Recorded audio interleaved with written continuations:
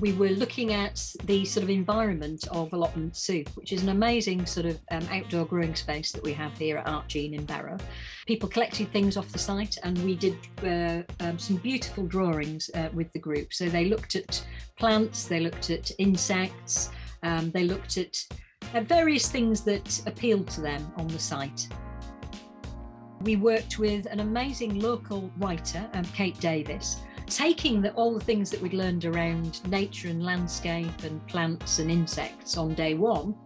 We took that premise of, if you were an insect or you were a plant, what would you say to people? What would be your concerns? We took all of that and we brought it together in a feast.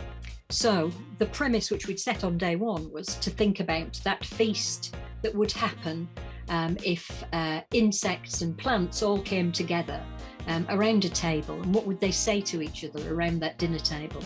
With large white paper tablecloths, I got the young people to work with in a very graphic style with black pens, black sort of marker pens, and they wrote on some of the text from the day before, and then they started to illustrate some of that text. We took some mugs, and I got the young people to select some of the drawings that they had done that appealed to them most, and to wrap them round in a black and white drawing style around a mug.